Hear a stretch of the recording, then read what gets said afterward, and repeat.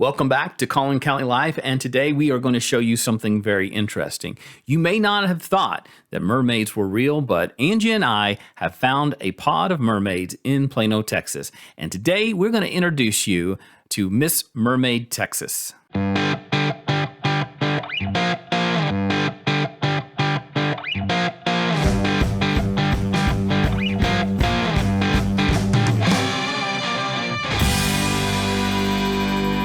We're talking about the place where everyone wants to live. Plano, Frisco, Allen, and McKinney. This is Collin County Life With Brent and Angie. Okay, so this is Mallory. Hello. Mallory is in charge of... I'm the mermaid coordinator at the Texas pool. Okay. Yes. So I have never heard of this, so you're going to have to explain what this whole mermaid community is about. So mermaiding is, there's a really large mermaiding community actually in the world, but there's also a really large mermaiding community in the DFW area. And this is the Texas Pool Merfolk pod that's right here behind me, and I'm the mermaid coordinator here at the pool. And it is just a community of merfolk where we, as you can see, are in tails and we swim around as mermaids. And it's actually a really good workout. And it's a chance to get in tails, kind of live a little bit of a fantasy life for a little bit and feel amazing and look really pretty while you're getting a really good workout and staying nice and cool. So how does one become a merfolk? Well, one of the easiest ways is to come to one of our meetups, which we have during the on-season every Tuesday at 6 p.m. and every Saturday at 10 a.m. here at the Texas pool. And we have lots of extra tails, and we're really, really open and welcoming, and we'll show you everything that you need to know. The one thing that you do need to be is a strong swimmer already. So that's a safety thing. But other than that, that's really all you need to be is a strong swimmer, and we'll show you everything else. Do you know how this started?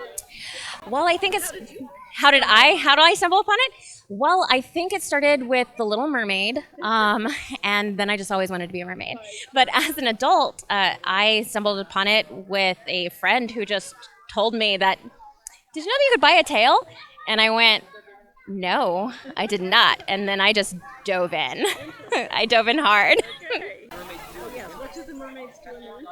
So in the winter, we find indoor pools to swim in, but there are really not very many pools in the area that allow you to wear tails.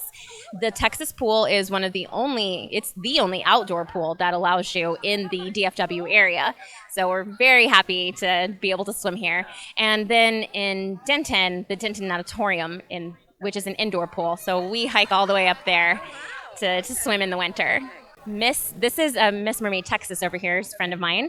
So there is a national competition at MerMagicCon, which is a mermaid convention, and you enter to compete. And Miss Mermaid Texas is behind me, and also the former Miss Mermaid Texas is Miss Mermaid USA now, and she will be moving on to compete in Miss Mermaid International. When you compete, how do you win?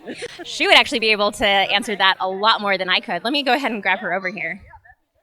This is Miss Mermaid Texas. Hello. Can you tell us how one competes and becomes Miss Mermaid Texas? So it is a wonderful organization that I'm a part of, and basically it's kind of like doing a pageant. You have your evening gowns, your typical pageant things, performances and things like that, but on top of it there's also water-related events. So we have to do underwater photography, and they grade us based on our posing and how well we pose in the water, and there is also a swim portion. So we have to be able to hold our breath and swim as far as we can for one breath hold. And so it was a lot of fun to watch. I want to say congratulations to Miss Arizona because she swam the farthest in one breath hold, and it takes a lot to do that.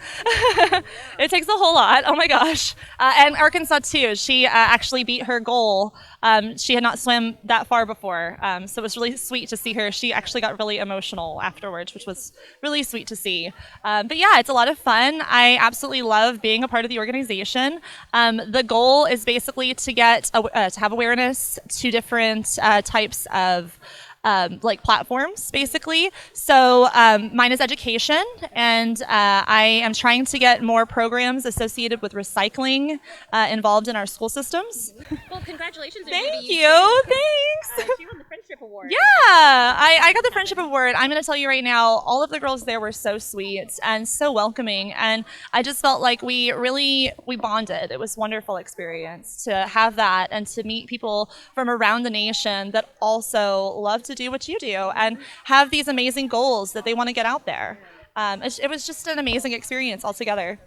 Another really big part of the mermaiding community is crafting. So Oh. a lot of us craft our own Yeah. gear and see. Yeah.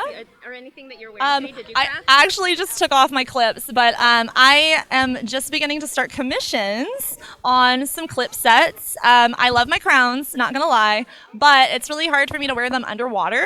They get very bulky, and so a couple of years ago, I decided I would go crafting and come up with something else that would be easy to wear in the water, that would be waterproof. So I came up with these clips, and I can make a full headdress out of them, or I can do just your basic clips or clips with beads. And I wanted to wait a couple of years because I wanted to see how well they held up.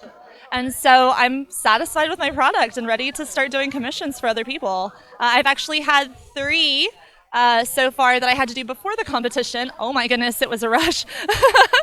They were like, we need these before you go to your competition. And I'm like, oh, I got a lot to do before then, but I can do it. So I pushed out my 3 sets, and one of our local girls has one, Mary. And actually, Miss Michigan has the other 2 sets that she wore when we were at the competition. I'm going to be ordering one as well. Yay! Woo! It's a really big creative outlet Yeah. to be able to be part of the mermaiding community. It is. And as you can see, it's gender neutral. There are definitely mermen. Yes. Like, is there an age where, like, how young can you be, or is it just about your ability to swim? It's more about your ability to swim, but I would say the youngest that they have tails for would I've seen yeah, toddler they see, tails, but it's that's not more- really for swimming. It's for a costume. Yeah, that's for more or costume. less. I Yeah. would say probably a safe age that they make the tails for would probably be about 10, 10 years old. Yeah. Oh, definitely. Oh my gosh, We have some little girls and little boys out here too that come out and swim all the time here. We have a little 3-year-old. She came up with me for the competition. She was too excited to see the mermaids, so we brought her with us. And she's got her first tail, so she's very excited. Yeah, but she's a great swimmer. So Yes. it does make a big difference, and being aware and having your parents out there with the children, the Definitely. children.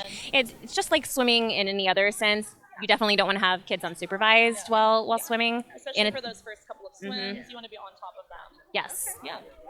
But we are definitely going to, in the next pool season, probably going to be offering mermaid school lessons here. So that's something that anyone that would be interested in learning how. What was that? Well, you kind of are. You kind of are. With the love of the ocean. Yes. Yes. Yeah. Your heart. You can definitely learn to become one, but you're kind of also born with that spark, I would say. Yeah, Just a little bit. I've been going to the beach since I was in my mother's tummy. So I literally have pictures of us on the beach, and she's pregnant. I've always been obsessed with mermaids since I was me little. too. Yeah, same. It's so to get involved, they just go to the Texas Pool website. Is that how? So we also have a Facebook group. It is the Texas Pool Merfolk Pod. And that is a really good way to get involved with coming, seeing when our events are and coming out to the pool.